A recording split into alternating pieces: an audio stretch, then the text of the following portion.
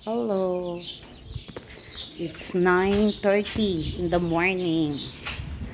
Pagkatapos ni ate, si Bunso naman ang isasama ko at si Ate Gail para sa violin class. Yan. We're ready. Oops. Kala ko nag-exhibition ka. Init. Grabe. Let's go. Sa malilom. Oops. Tabi, tabi, tabi.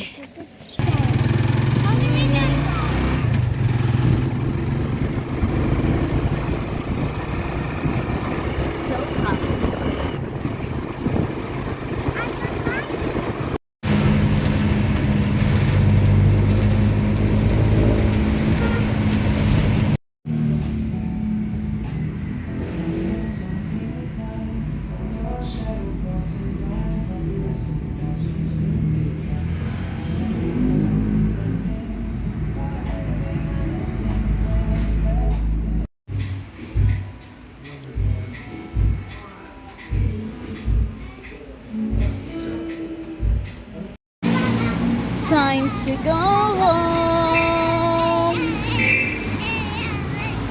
Time to go home.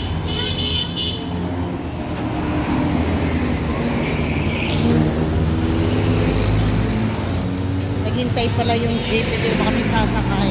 Well, siya ay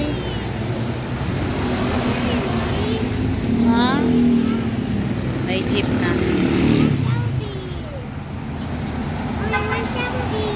No, there's no Jollibee here.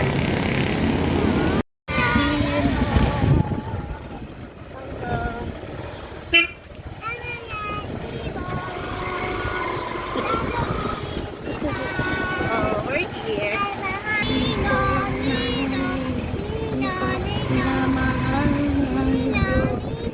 Oh, wow. Para. Oh, praise the Lord. Oh, thank you po. Say thank you. Thank you.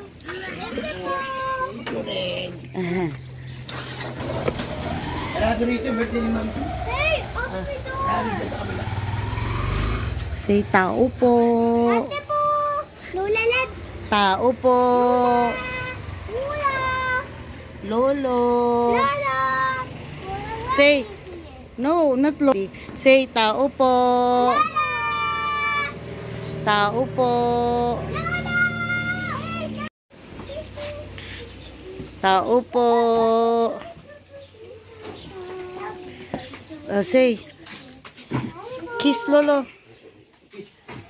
Nasaan si mama pa?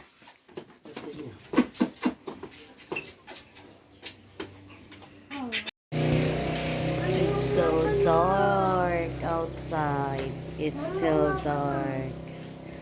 Ayan. May excited na maglakad. Para magre-reklamo mamaya na pagod. Okay? Dahil ang aking kahapon ang sakit ng paa ko. So, mga 5 lampas na. Kasi si...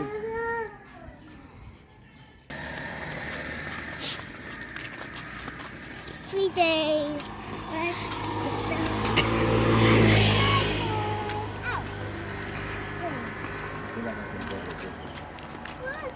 shadows! Yeah. Because her mom is pandak. Full force lang.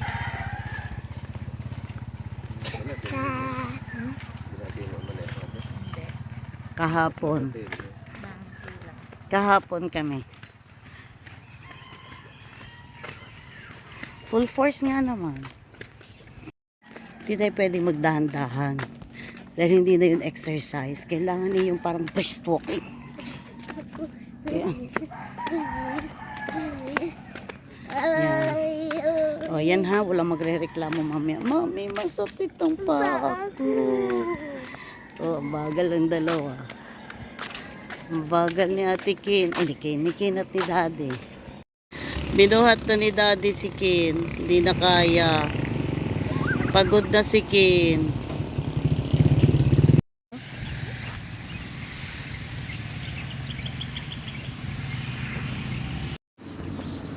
Fiesta na nga pala dito. Ganda ng simbahan. Yung